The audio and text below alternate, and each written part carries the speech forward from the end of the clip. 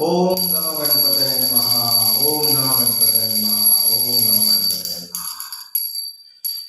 वक्रतुंड महाकाय सूर्यकोटि समप्रभ निर्विघ्नं कुरु मे देव सर्वकार्येषु सर्वदा. शान्ताकारं भुजगशयनं पद्मनाभं सुरेशं विश्वाधारं गगनसदृशं मेघवर्णं शुभांगम् लक्ष्मीकान्तं कमलनयनं योगिभिर्ध्यानगम्यं वन्दे विष्णुं भवभयहरं सर्वलोकैकनाथं.